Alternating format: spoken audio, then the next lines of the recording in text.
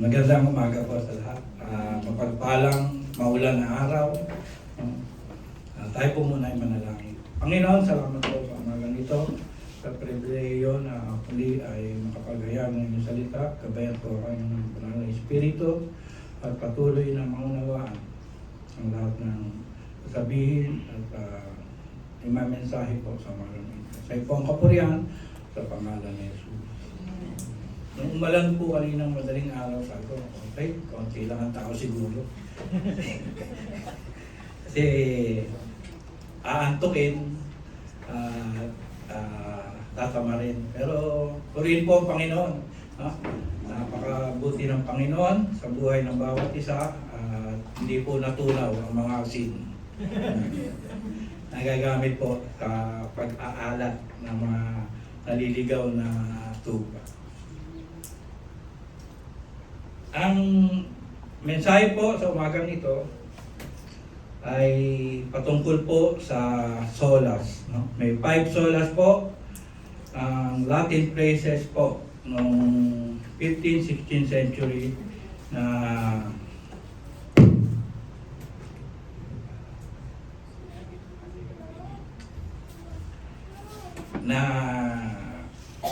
doktrina po ng mga reformer po, no?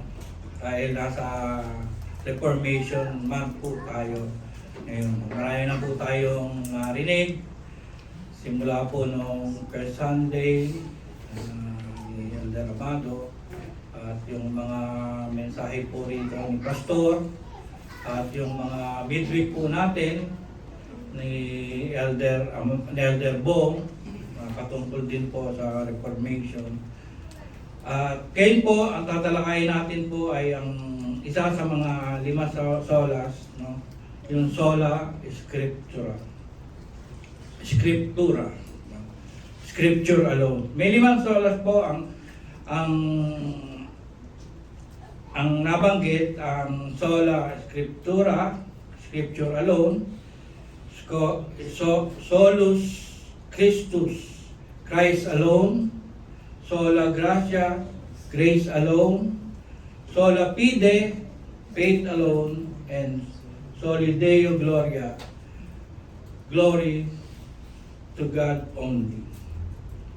Ang sola scriptura ay isang mahalagang doktrina sa pananampalatayang protestante na nangangahulugang kasulatan lamang o scripture alone in Latin word. Ang sola scriptura ay nagtuturo na ang Biblia lamang ang pinakamataas na pamantayan ng pananampalataya at pamumuhay ng mga Kristiyano o aral ng simbahan na kailangang nakabatay o sinusukat sa kasulatan. Saan nagmula ang sola scriptura? Ang doktrinang ito ay naging sentrong prinsipyo ng Reformasyong Protestante noong ika-15 o 16 na siglo. Itinaguyod ito ni Martin Luther at mga iba pang reformado bilang tradisyon turo ng simbahan Katoliko na sa tingin nila ay lumalagpas o salungat sa Biblia. Lahat po ng mga reformer, kung nakinig kayo kanina umaga, binanggit na po ni Pastor, hindi ko na ho tinake down dahil nasabi. Siya po ang mga reformado na nagtaguyod po ng sola scriptura. Ayon sa sola scriptura, practical explanation po, ang Biblia ay kumpleto at sapat para sa kaligtasan at pananampalataya. No?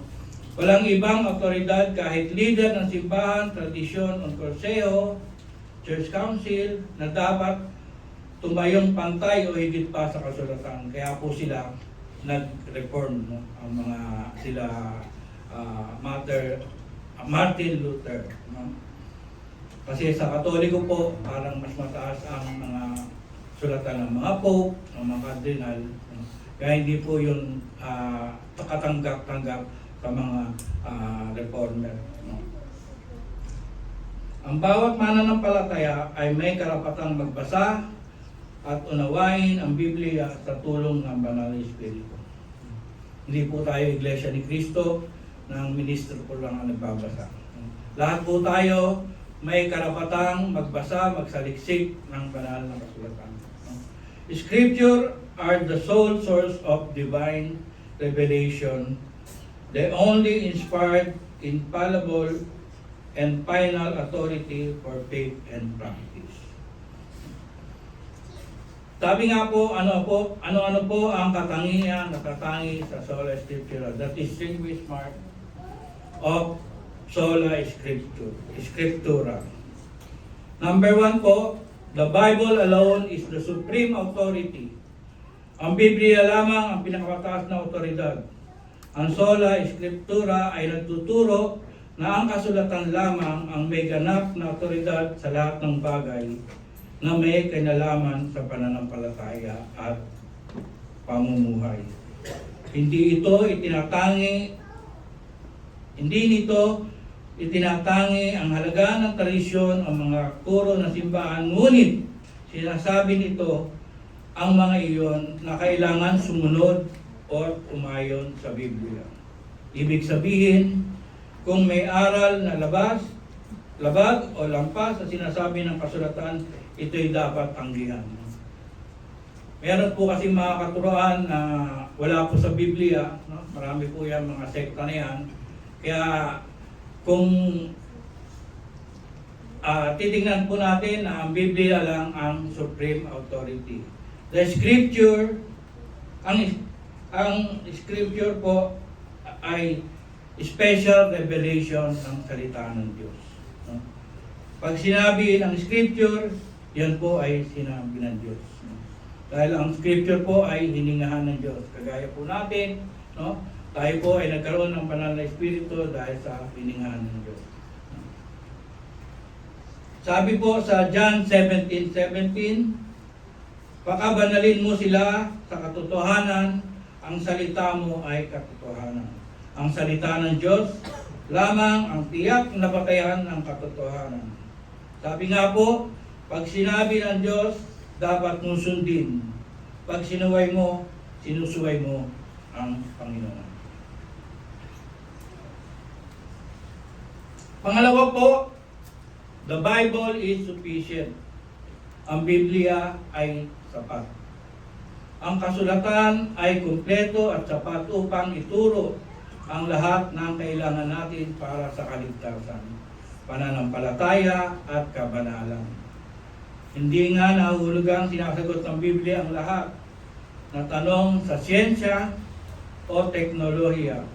Ngunit lahat ng kailangan natin para makilala at mamuhay ng matuwid ay naroon.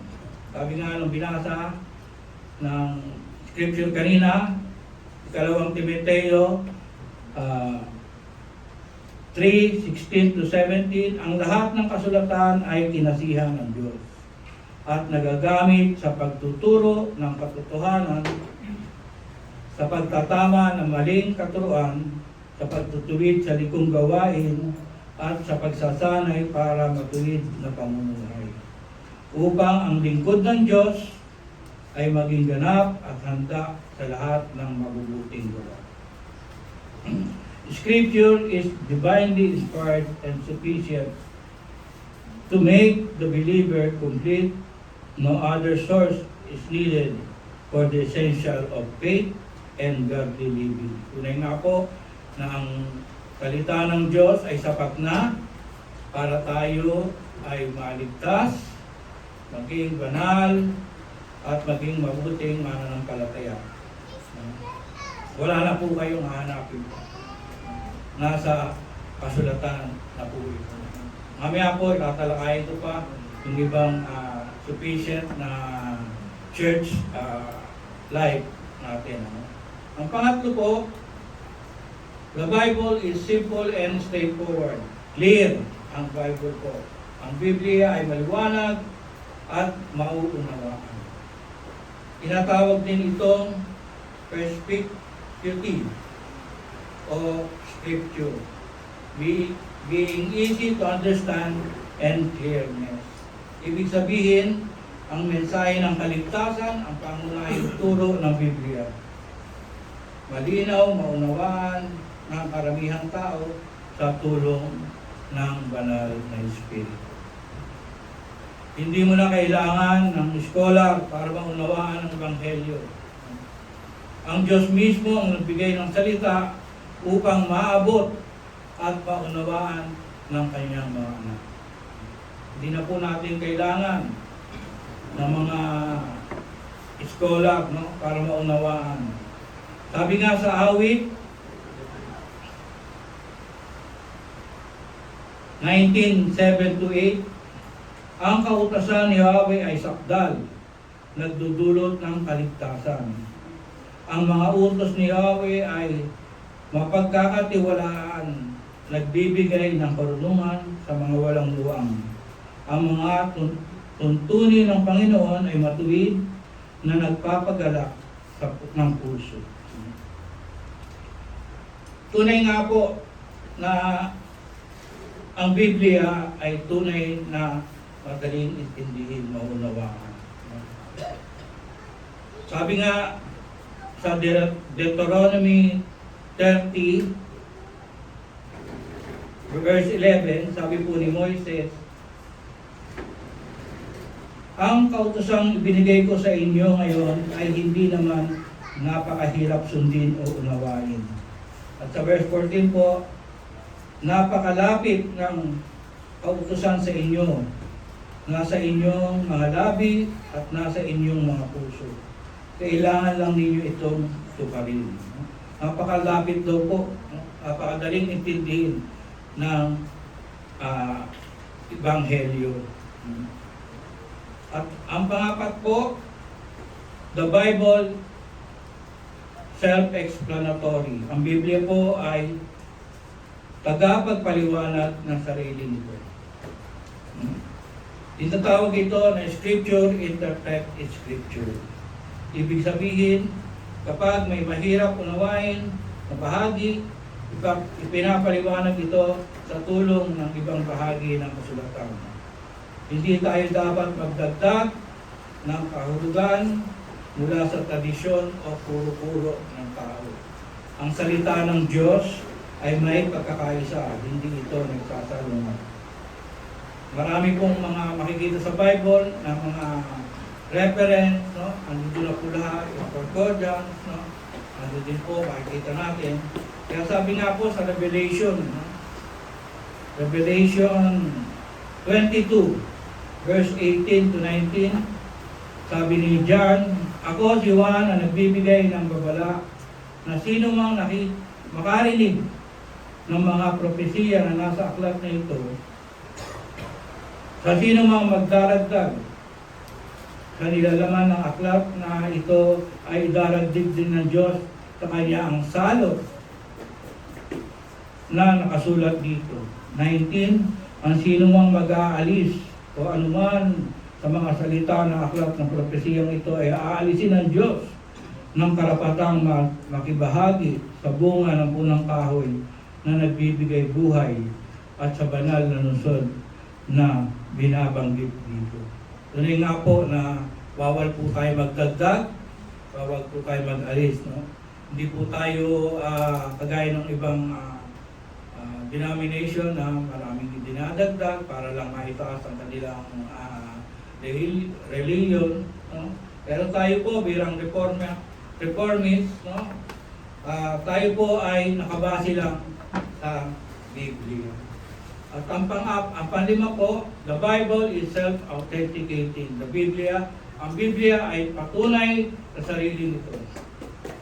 Hindi kailangan ng ibang otoridad upang patunayan na ito ay salita ng Diyos.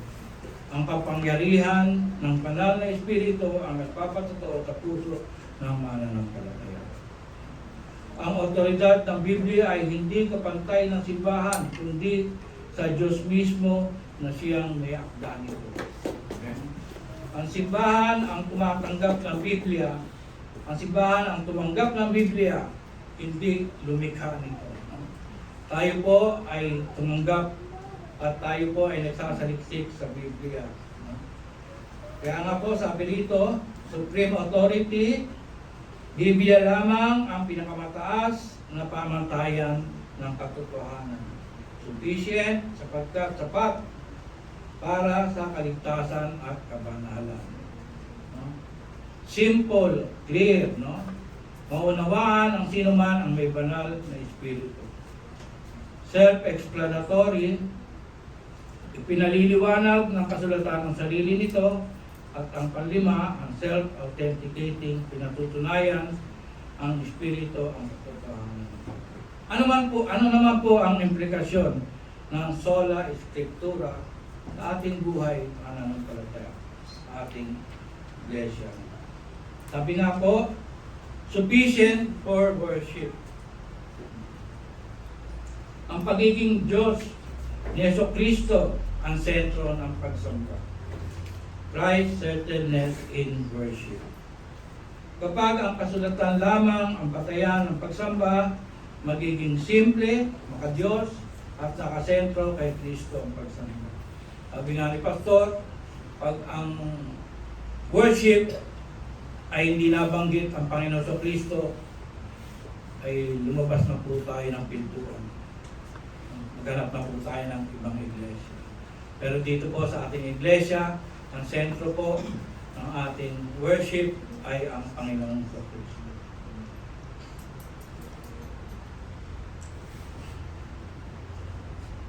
Ang panalangin at pagsamba ay pagbabasa ng kasulatan ay mga ordinansa, at ang mga ordinansa kagaya ng bautismo at banal na hapunan ang pangunahing bahagi ng pagsamba.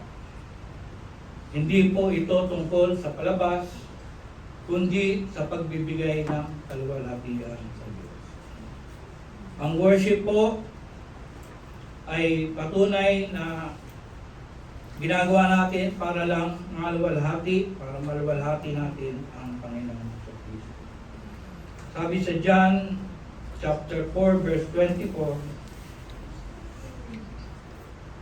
ang Diyos ang Espiritu, kaya't ang mga sumasamba sa Kanya ay dapat sumamba sa Espiritu at sa katotohanan. Pangalawa po, sufficient in evangelism. Ang kasulatan ay sapat upang ihanda ang tagapagdala ng mabuting balita. Scripture equip the evangelist. Ang mga ngaral ay hindi umaasa sa sarili niyang talino o karunungan, kundi sa kapangyarihan ng salita ng Diyos. Ang Biblia ang gumagabay, nagtuturo, nagbibigay lakas sa bawat mananampalataya na magbahagi ng Ebanghelyo. Totoo po na sa evangelism, tunay na ang Biblia, ang preacher dapat equip patungkol sa kasulatan ng Diyos. Totoo po na evangelism, nakita tayo ng nagte-testimony, no? Mayroong minsan altar call, mayroong sinner's prayer, pero kung tutusin po, wala po ito sa Biblia. No? Pero nakakatulong po. Pero kung susundin natin ang Biblia, hindi po natin makikita ito. Ang tunay na evangelism is to preach the gospel. Yun lang po. No? Ang salita ng Diyos ay makapangyarihan. Babaguhin po niya ang puso ng mga nakikinig. No? Wala na pong ibang palabas sa evangelism. Direct to the point po. I-preach po natin ang salita ng Diyos. Sabi na nga ng Hebrew 4:12, ang salita ng Diyos ay buhay at mabisa. Mas matalas ito kaysa alimang tabak na may 2 talim. Tumutusok ito hanggang sa pinaghihiwalayan ng kaluluwa at espiritu, ng mga kasukasuan at mga utak ng buto. At nakatatawag ito sa mga isipan at binabalak ng puso. Kaya sa evangelism po, mas maganda po equip tayo sa salita ng Diyos. Andiyan po si Pastor, lagi nagtuturo. Marami na po kaming estudyante kay Pastor.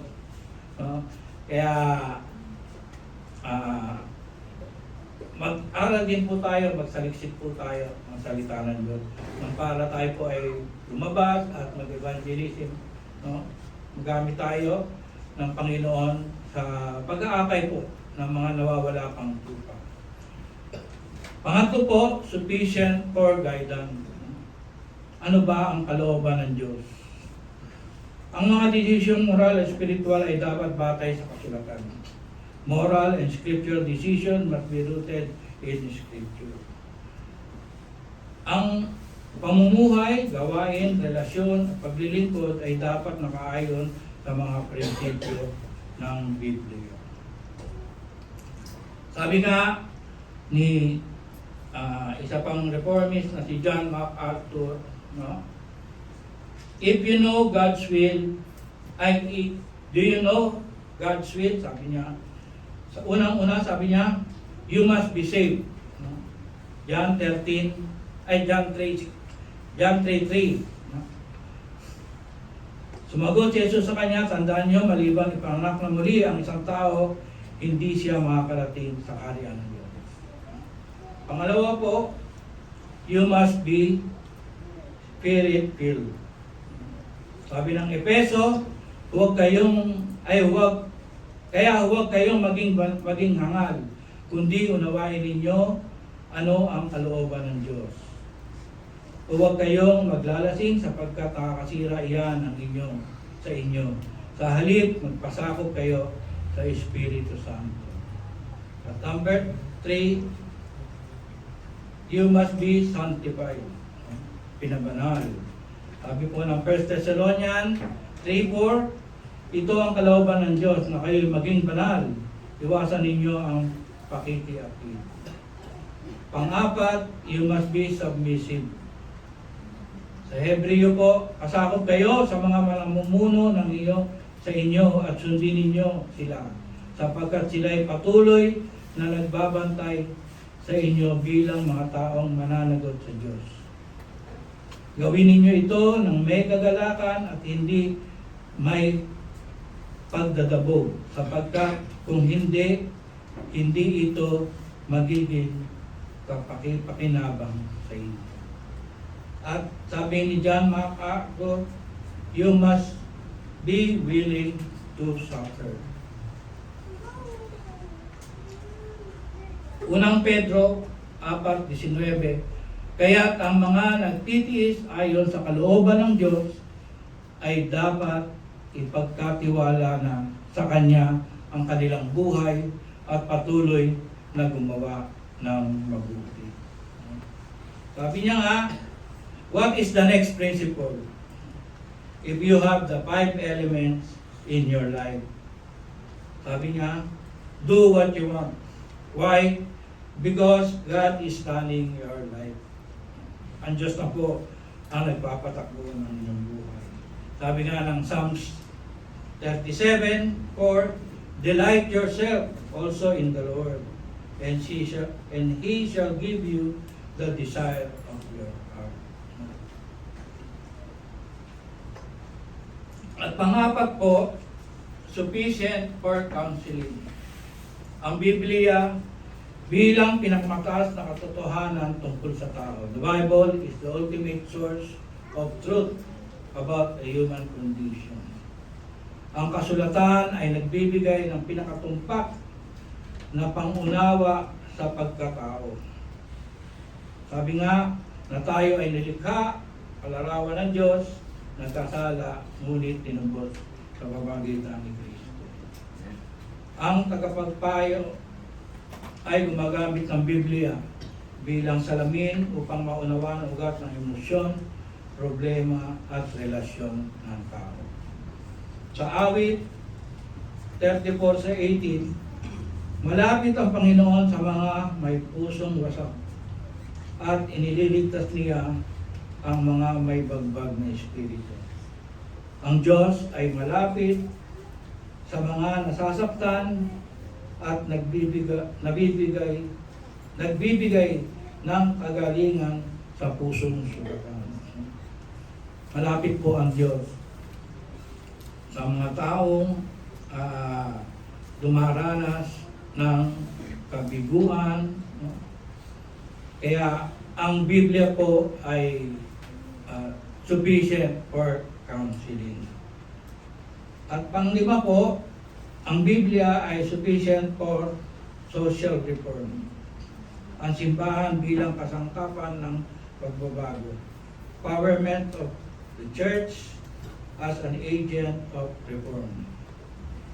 Ang pangunahing sandata ng simbahan para sa reforma ay ang salita ng Diyos, hindi kapangyarihan o politika.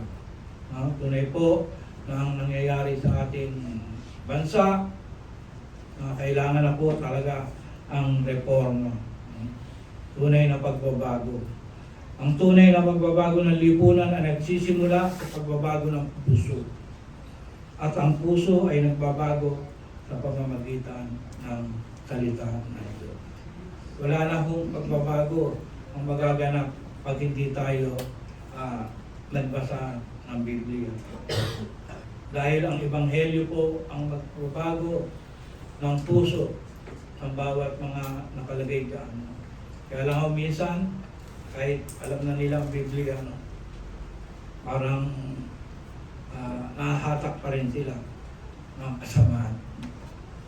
Gaya po nung narinig ko nung isang araw, anniversary ng isang church sa Bulacan. Talagang binibigyan niya pa rin ng katuwiran. Sabi sa loob-loob ko nga, sana hibuhin ka talaga ng Panginoon. Yun na lang po talaga ang magbabago sa ating lipunan. Na sana po, pila po tayo mananampalataya, kailangan po natin na kumilos, bahagi ang salita ng Diyos para ang mga tao po ay talagang makakilala sino ba ang totoong Diyos, sino ba ang makapangyarihang Diyos na ating sinasamba.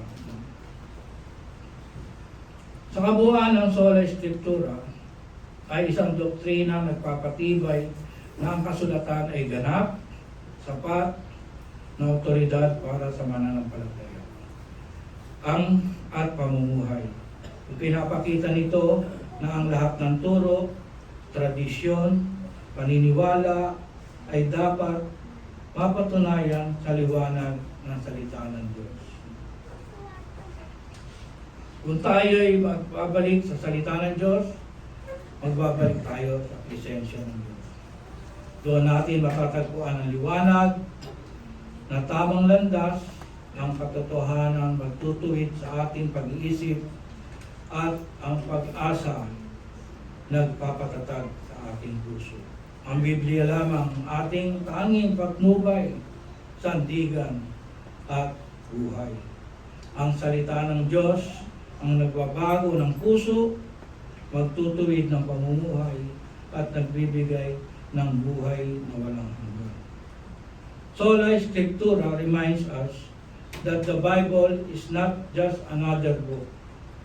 It is a very word of God. Living, powerful, and complete. It is our light in darkness, our foundation in times of doubt, and guide for faith and life. Tunay nga po, ating mga napakinggan na ang Biblia po ang ating sandata sa ating buhay, pananampalataya. Ang tanong na laging tinatanong ni Elder Amado, nagbabasa po ba tayo ng Biblia? Nagsasaliksik po ba tayo ng Biblia, ng ating scripture, o ang ating scripture reading?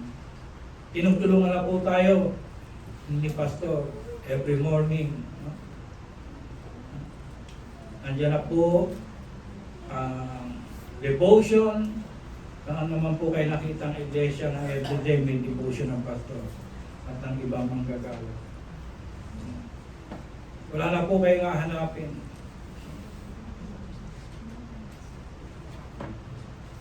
Huwag na po tayong tamarin. Malapit na po dumating ang Panginoon. Baka maiwan pa tayo. Mapakahirap po pag naiwan.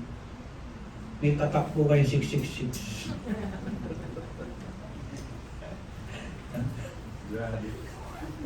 Napakahirap po may iwan dito. Sabi ko nga, kung kukunin ako ng Panginoon, sana pagbalik niya, nandito, ay, kasama niya ako. Mas maganda kasi, babalik ang Panginoon, kasama ka, na umaakyat at alapa. Maramdaman mo naman lumipad. The blink of the eyes.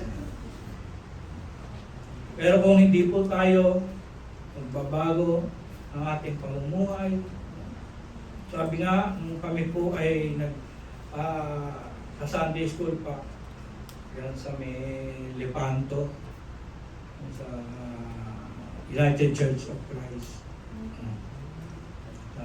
Ang turo sa amin, read your Bible, pray every day. And you grow. Kaso, ang iba-iba ang kanta. Sarap po na talagang laging nagsasaliksik ng salita ng Diyos. Yung pagtayo-tayo ko nga po rito, pagtuturo yung pastor, at ang ibang mga kapatiran, at talagang dami ng karunungan patungkol sa Biblia. Minsan, may sinasabi si pastor, parang malayo sa tao. Pero iba kasi yung doktor eh. Ibang knowledge nila kasi marami talaga silang pinag-aaralan. Tayo po, bulat ng Bible, aral. Pero sa tulong po ng Panginoon, tayo po ay ginagamit, tayo po ay nakashare ng gospel, at patuloy na hinahamon ko po ang bawat isa. Patuloy po tayong magbasa ng Bible, makinig ng mga komentary, no? Makinig sa mga reform. Tunay nga po na iba po pala. Nung una ho namin dito talagang, ano ba yan, reformation, reform. Kasi galing po kami sa, minsan nga, no, nagpapagawa siya dati rito. Tinatanong ako. Oo na lang. Ngayon ko lang po naintindihan ko. Talagang Bible-based lang po pala talaga. Sola Scriptura. Bible alone ang batayan natin pananampalataya. Wala na pong tayo po'y manalang. Panginoon, salamat po sa oras na ibigay mo sa amin. Tunay nga po na ang kasulatan mo lamang, ang Biblia lang na iniwan mo dito sa daigdig, ang dapat namin pag-aralan, saliksikin at unawain para sa aming kaligtasan, sa aming pananampalataya, at sa aming maayos na pamumuhay. Lord, salamat po sa binigay mo sa aking oras, na paggabay ng iyong banal na Espiritu, naway patuloy na maunawaan ng bawat isa ang mensahe mo sa mga ganito. Ito ang aking panalangin, pangalan ni Jesus. Amen.